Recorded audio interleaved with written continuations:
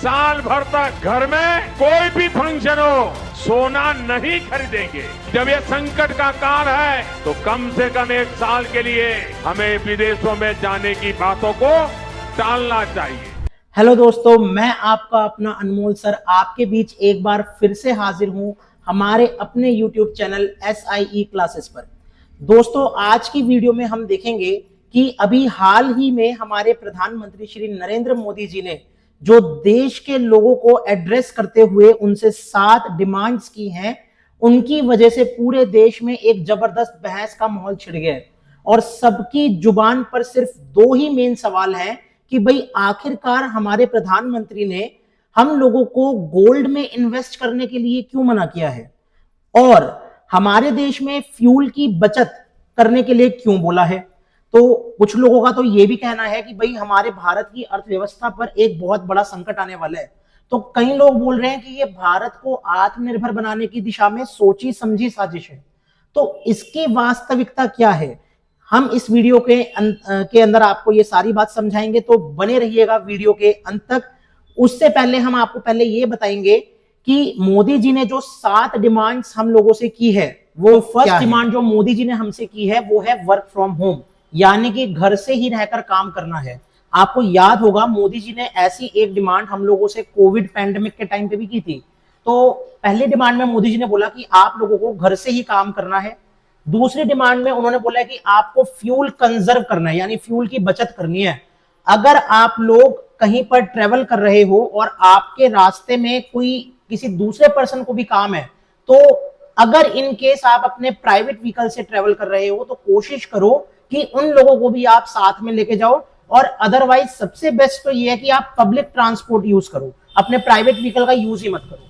फिर उन्होंने हमसे बोला कि भाई आप गोल्ड में सिर्फ 1 साल के लिए, चाहे आपके घर में शादी ही क्यों ना हो, आप गोल्ड में 1 साल तक निवेश मत करिए, आप गोल्ड में इन्वेस्टमेंट मत कीजिए। चौथी डिमांड जो मोदी जी ने हम लोगों से की है वो है कि हमें अननेसेसरी ट्रेवल अवॉइड करना है, खास तौर पर फॉरेन ट्रेवल, हमें विदेश यात्रा नहीं करनी है। उन्होंने बोला है कि हमें स्वदेशी को सपोर्ट करना है, यानी कि मेड इन इंडिया को ही प्रमोट करना है, इंडिया में बनी हुई चीजों को ही हमें परचेज करना है। उन्होंने बोला है कि हम लोगों को एग्रीकल्चर में फर्टिलाइजर इंटेंसिव क्रॉप का प्रोडक्शन नहीं करना है, जिसमें खाद की बहुत ज्यादा खपत होती है, ऐसी फसल हमें नहीं उगानी है। कम खाद की खपत वाली फसल को हमें ग्रो करना है। और उन्होंने बोला है कि हमें अपने लाइफस्टाइल में चेंज करना है, एडिबल ऑयल का कंजप्शन हमें नहीं करना है। तो इन सारी डिमांड्स के पीछे मोदी जी का क्या लक्ष्य है, इसके बारे में अब हम लोग बात करेंगे। तो सबसे पहली डिमांड से स्टार्ट करेंगे कि गोल्ड में निवेश करने से मोदी जी ने क्यों मना किया है। तो आइए चलिए देखते हैं गोल्ड में इन्वेस्टमेंट करने से मोदी जी हमें क्यों मना कर रहे हैं। तो दोस्तों, मोदी जी का गोल्ड में इन्वेस्टमेंट करने से मना करने का जो मेन रीजन है वो इंडिया में इकोनॉमिक नेशनलिज्म को बढ़ावा देना है।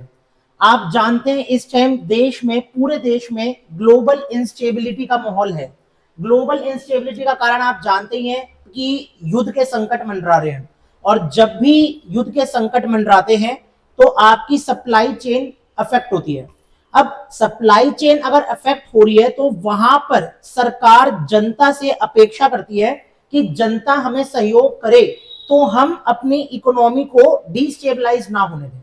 तो पहली डिमांड जो मोदी जी ने हमसे करी है कि भाई सोने में निवेश 1 साल के लिए नहीं करना, उसका रीजन ये है कि इंडिया गोल्ड को इंपोर्ट करता है, अपना खुद का प्रोडक्शन बहुत कम है हमारा गोल्ड का। हम अगर देखें तो gold second largest imported item है। फर्स्ट नंबर पे आपका कच्चा तेल है, उसके बाद गोल्ड है। अब जब भी हम गोल्ड मंगवाते हैं बाहर से, तो भाई अंतरराष्ट्रीय बाजार को हमें पेमेंट करनी होती है। अंतरराष्ट्रीय बाजार को हम पेमेंट कैसे करते हैं, वो करते हैं हम डॉलर्स में। तो हमारी करेंसी तो रुपये है, अब हम उनको डॉलर्स में पेमेंट कैसे करेंगे। तो इसके लिए हम अंतरराष्ट्रीय बाजार में रुपये को बेचते हैं और रुपये के बदले में हम डॉलर्स खरीदते हैं। तो अगर हम डॉलर्स खरीद रहे हैं तो इसका मतलब हम मार्केट में डॉलर की डिमांड को इंक्रीज कर रहे हैं, तो डॉलर की वैल्यू ऊपर चली जाएगी, क्योंकि इकोनॉमिक्स का एक नियम है, किसी भी चीज की डिमांड मार्केट में जितनी ज्यादा होगी उसकी वैल्यू उतनी ही ऊपर जाएगी। तो हम रुपया बेच रहे हैं जिसकी वजह से रुपये की सप्लाई मार्केट में बढ़ गई। अब रुपये की सप्लाई अगर मार्केट में बढ़ गई तो रुपये की वैल्यू क्या हो गई, कम हो गई, तो डॉलर के मुकाबले रुपया नीचे आ गया। तो मोदी जी जो हमें बोल रहे हैं कि भाई आप सिर्फ 1 साल के लिए गोल्ड को परचेज मत करिए, उसका रीजन यही है कि डॉलर इसकी वजह से ऊपर जाता रहेगा और रुपया आपका नीचे आता रहेगा। इसको इकोनॉमिक्स की भाषा में करंट अकाउंट डेफिसिट बोलते हैं। करंट अकाउंट डेफिसिट किसी कंट्री के अंदर तब इंक्रीज होता है जब वो कंट्री इंपोर्ट तो ज्यादा कर रही है और एक्सपोर्ट कम कर रही है। इसको आप ऐसे समझ सकते हैं, आमदनी अठन्नी खर्चा रुपया। तो भाई इसकी वजह से आपकी कंट्री की इकोनॉमी डाउन हो जाएगी। आप देख सकते हैं कि अगर किसी भी कंट्री का करंट अकाउंट डेफिसिट बढ़ रहा है तो उस कंट्री की करेंसी उतनी ही ज्यादा कमजोर हो जाती है।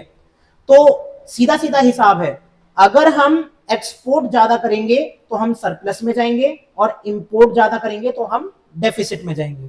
तो रुपी और डॉलर इनकी वैल्यूज को स्टेबल बैलेंस रखने के लिए मोदी जी हमें गोल्ड में इन्वेस्टमेंट करने से मना कर रहे हैं, और यही रीजन है कि वो हमें फ्यूल की बचत करने के लिए बोल रहे हैं, क्योंकि कच्चा तेल भी हम क्या करते हैं, हम बाहर से ही इंपोर्ट करते हैं।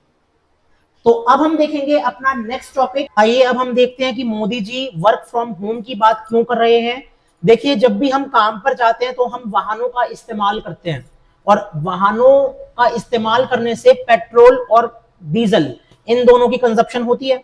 अगर हम ऑफिस नहीं जाएंगे और घर से ही काम करेंगे तो हमारा फ्यूल और डीजल का कंजप्शन कम हो जाएगा, जिसकी वजह से हमारी फ्यूल की और डीजल की डिमांड भी कम हो जाएगी। तो हमें बाहर से जो इंपोर्ट करना पड़ रहा है अपने देश में फ्यूल, वो कम करना पड़ेगा, जिसकी वजह से हमारा रुपया डॉलर के कंपैरिजन में मजबूत होगा। ये तो आपके पास चलिए इकोनॉमिक कंटेक्स्ट में जो मोदी जी ने अपील की है उसके कंटेक्स्ट में हमने बात करी है। लेकिन अगर वर्क फ्रॉम होम की प्रैक्टिस को इंडिया फॉलो करता है तो इसके और भी बहुत सारे एडवांटेजेस हैं। जैसे आपके पास रोड पर ट्रैफिक जाम में कमी होगी। अब ट्रैफिक जैम्स में कमी होगी तो इससे लॉजिस्टिक्स और माल ढुलाई वाले जो वाहन है उनको रास्ता मिलेगा और समय की बचत होगी, और जिस स्थान पर उनको पहुंचना है वो वहां पर कम टाइम में पहुंच जाएंगे और देश में प्रोडक्टिविटी इंप्रूव होगी। तो एक तो इसका बेनिफिट इंफ्रास्ट्रक्चर रिलीफ है। दूसरा बेनिफिट है प्रोडक्टिविटी एंड कॉस्ट इफेक्टिवनेस। कंपनियों के लिए अगर हम सोचें तो उनके ऑफिस का किराया बचेगा, उनका बिजली का बिल बचेगा, उनका मेंटेनेंस का खर्च बचेगा। तो ये तो रही कंपनियों के लिए बात। कर्मचारियों के लिए भी इसका बहुत लाभ है। जैसे आपका उनका समय और ट्रेवल कॉस्ट बचता है। जिस पैसे को वो ट्रेवलिंग में इन्वेस्ट कर रहे थे उनको अब वो अपनी स्किल बढ़ाने या परिवार के लोगों के लिए खर्चा करने में इस्तेमाल कर सकते हैं। और जो चौथा है आपका एनवायरनमेंट एंड हेल्थ। भाई आप जानते ही हैं कि कितना पॉल्यूशन रिलीज होता है वाहनों के आवाजाही से। जब फ्यूल कंबशन होता है तो आपके पास बहुत टॉक्सिक गैसेस रिलीज करते हैं। तो आपका वाहनों का धुआं कम होने से प्रदूषण कम होता है, जिससे हमें कुछ राहत मिल सकती है। तो अगर हम इकोनॉमिक कंटेक्स्ट से परे भी जाकर बात करें तो आपके वर्क फ्रॉम होम के तो कई बेनिफिट्स हैं। तो अब हम देखते हैं आपका अपना तीसरा डिमांड मोदी जी का, जो था कि हमें फर्टिलाइजर इंटेंसिव क्रॉप्स को कम से कम प्रोड्यूस करना है। तो देखते हैं इसके पीछे का क्या रीजन है। तो आइए अब देखते हैं मोदी जी ने एग्रीकल्चर प्रैक्टिसेस में खाद का कम से कम इस्तेमाल करने की मांग क्यों की है। देखिए, किसानों को यूरिया और खाद जैसी सामग्री सस्ते दामों में उपलब्ध करवाने के लिए भारत सरकार विदेशों से कच्चा माल मंगवाती है। अब कच्चा माल मंगवा रही है मतलब अगेन इंपोर्ट बढ़ रहा है आपका, और इंपोर्ट बढ़ रहा है तो अगेन आपका करंट अकाउंट डेफिसिट बढ़ रहा है। तो एट प्रेजेंट जो डिमांड है नेशन के अंदर, सरकार आपसे मांग कर रही है, किसानों से हमारे मांग कर रही है कि भैया आप फर्टिलाइजर इंटेंसिव क्रॉप्स का कम से कम इस्तेमाल, कम से कम प्रोडक्शन कीजिए, ताकि हमारा जो कीमती विदेशी मुद्रा भंडार यानी कि फॉरेन एक्सचेंज है वो बचा रहे और हमारा रुपया मजबूत रहे। ये तो अगेन हमारे पास इकोनॉमिक्स के कंटेक्स्ट में हमने आपको बताया कि सरकार ने ये मांग क्यों की है, लेकिन इसके अन्य भी कई फायदे हैं। अगर हम फर्टिलाइजर्स का कम से कम इस्तेमाल करते हैं तो इससे हमारी सॉइल की हेल्थ मेंटेन रहती है। अगर हम एक्सेसिव यूज करते हैं फर्टिलाइजर्स का तो सॉइल के अंदर जो बैक्टीरियाज या माइक्रो ऑर्गेनिजम्स प्रेजेंट होते हैं जो सॉइल की नेचुरल फर्टिलिटी के लिए रिस्पॉन्सिबल होते हैं वो आपके कहीं ना कहीं किल होते हैं, हार्म होते हैं और सॉइल की क्वालिटी डिग्रेड हो जाती है।